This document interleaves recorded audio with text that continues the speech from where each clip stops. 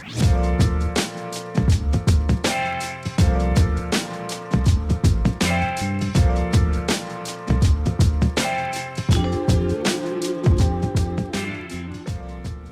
this video, Luke Addison and I are going to talk about one of the growth areas in our practice, which is advising lenders and borrowers on renewables development transactions in sub-Saharan Africa.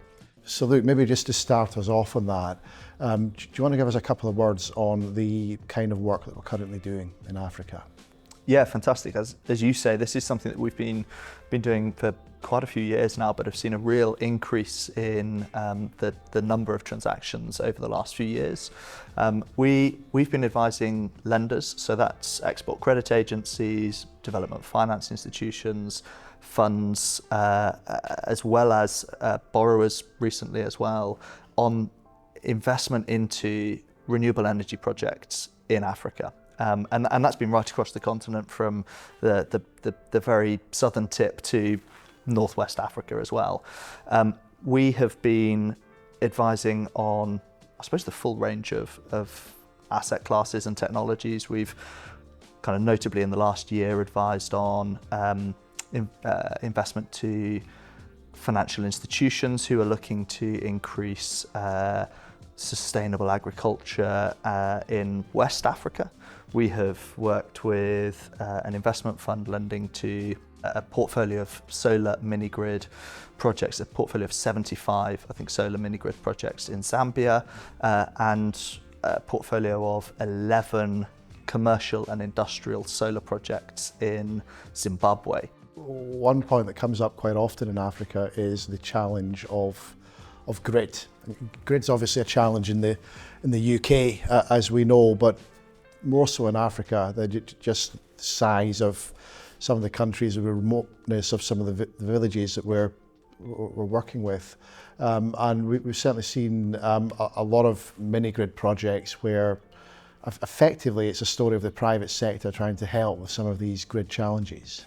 That's exactly right. I think, as you say, grid is an issue in the UK, a very developed market.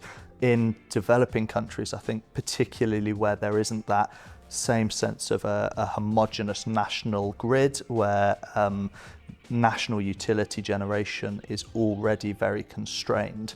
As population sizes grow, but also as economies grow, as there are more commercial demands on what electricity resources there already are, we're seeing some real electricity shortages. Even in South Africa, for example, you see load shedding, but what we're seeing increasingly over the last few years has been private investors, sometimes in partnership with public money, but particularly private investment to really increase the pace and scale of investment into clean energy. Now, what that means is commercial and industrial off-takers are able to locate a solar project on their site that ensures that they have consistent and clean electricity for their productive uses.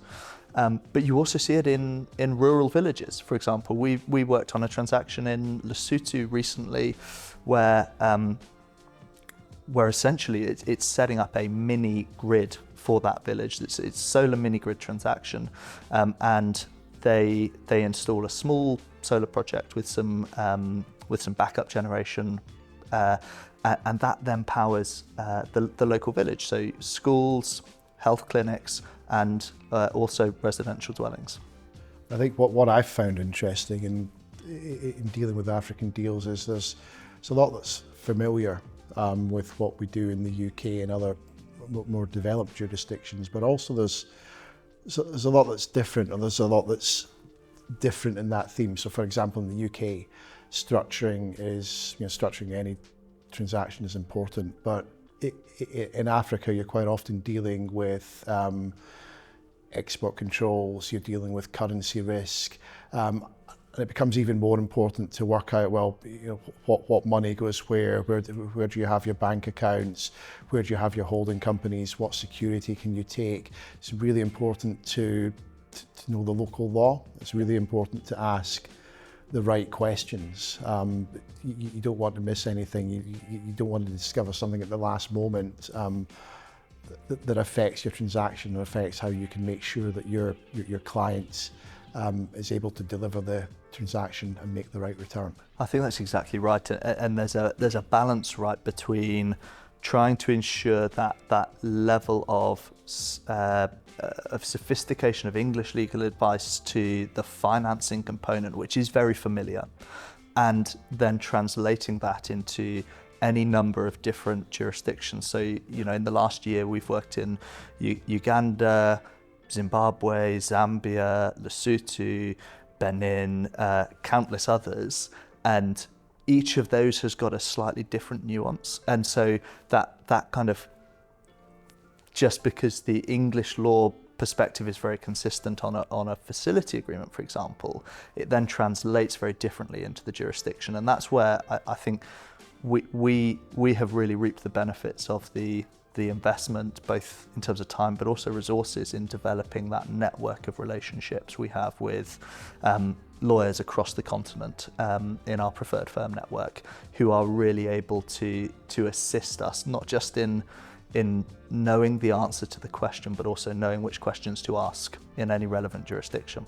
To finish off, it's probably worth saying a little bit about what we're seeing in Africa and how we're seeing the market there develop. And certainly I'm seeing a lot more interest from funders, particularly in Europe, to actually invest into and lend into Africa. We're seeing new funds being created all the time to help with that. Is that your perception as well? I think that's right. There is a real, I think, sense in the international investment community that Africa is open for business. I think it's something that we've heard over and over again at conferences and in meetings.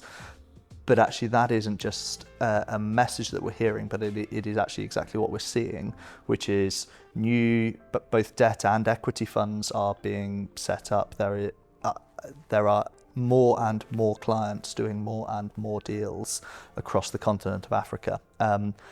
And I think a really important point is to note that I'd say we're seeing a slight shift in transaction execution timelines as well.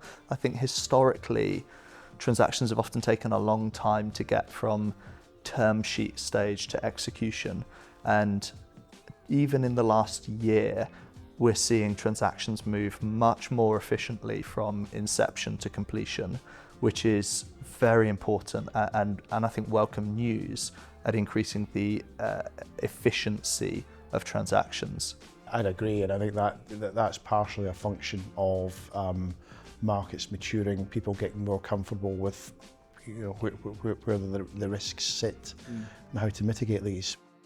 Look, thank you. It's always nice to end these things on a good positive note.